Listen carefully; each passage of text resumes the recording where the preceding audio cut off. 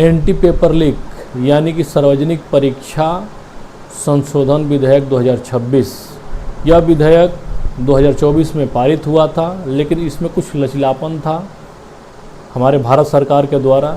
लेकिन अब ये भारत सरकार बहुत ही सख्त और कठोर कानून लेकर आई है।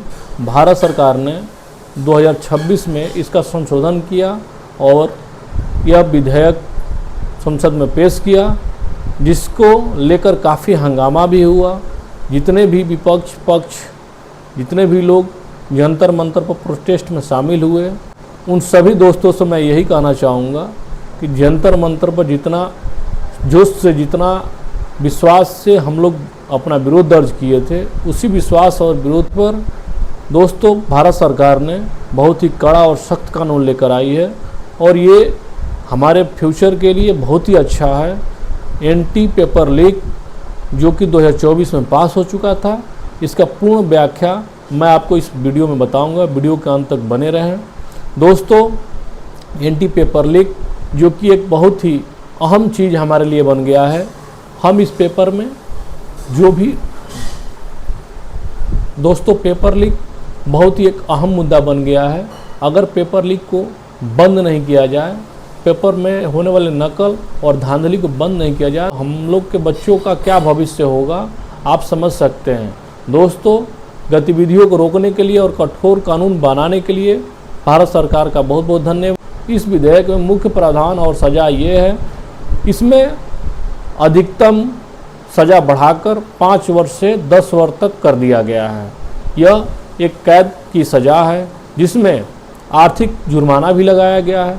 आर्थिक जुर्माना के रूप में परीक्षा आयोजित करने वाले अगर एजेंसियों का कोई भी हाथ इसमें मिलता है या वो लोग सम्मिलित होते हैं तो उनके ऊपर अधिकतम 5 करोड़ का जुर्माना राशि लगाया गया है, जो कि बहुत ही कठोर है और उनका लाइसेंस भी 10 सालों के लिए रद्द किया जाएगा, जिससे कि उनको ये बहुत अच्छा सबक मिलेगा। आगे में जो संस्थाएं इस परीक्षा में शामिल हो रही हैं और वो संस्था अगर कोई गड़बड़ करती है पेपर लीक करने का या जो भी संलिप्त पाई जाती है, उन संस्थाओं को 4 से 8 साल तक बर्खास्त कर दिया जाएगा, अर्थात सस्पेंड रूप में कर दिया जाएगा, जिससे कि उनके संस्था पर कोई भी परीक्षा नहीं कराई जाएगी। इसके आगे संगठित गिरोह और आपराधिक नेटवर्क को निशाना बनाना, जो कि परीक्षा तंत्र का दुरुपयोग करते हैं, परीक्षा तंत्रों का मजाक बनाते हैं, उनका काफ़ी हद तक इसमें नुकसान है और वो लोग काफ़ी सुधर भी जाएंगे। ये हमारे और आपके लिए बहुत ही सुगम और सही रास्ता है, जो कि हमारे भविष्य का निर्माण करेगा। इसके साथ साथ भारत सरकार ने फास्ट ट्रैक कोर्ट का भी व्यवस्था किया।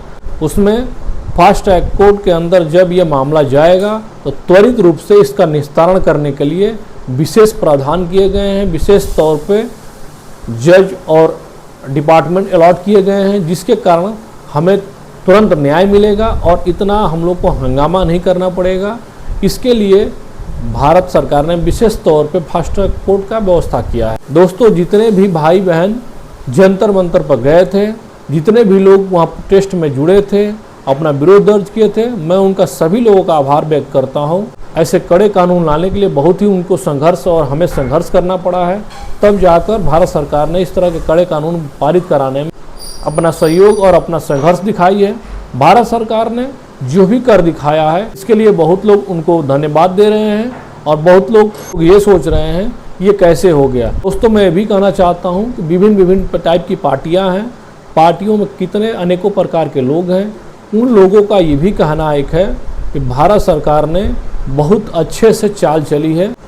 भारत सरकार ने अपनी बिल पास कराने के लिए जंतर मंतर पर हंगामा को बढ़ावा देते रही और जैसे ही जंतर मंतर पर सभी पार्टियां एकत्रित हुई, सभी विपक्ष एकत्रित हुआ, तो उसने धीरे से अपना बिल पास कराने के लिए विधेयक ला दिया और विधेयक लाने के बाद वहाँ के जितने भी विपक्ष के पार्टी के लोग गए थे, वो सभी लोग बिल पर अपना मुहर लगाने के लिए मजबूर भी हुए और संसद में बहस भी काफ़ी चला। लेकिन तीखी नोकझोंक के बाद भी संसद में यह विधेयक पास हुआ और इसको लेकर अब गवर्नमेंट बहुत ही उत्सुक है कि हमारे इस फैसले से आमतौर पर स्टूडेंटों को आने वाले भविष्य को सुधारा जा सकता है, मैं इसके लिए हमारे प्रधानमंत्री जी का और उनके जितने भी सहयोगी कमेटी हैं, मैं उनको धन्यवाद देता हूं कि दोस्तों ऐसे कड़े कानून हमारे देश में होने चाहिए, तभी जाके नकल और पेपर लीक की समस्या का समाधान किया जा सकता है।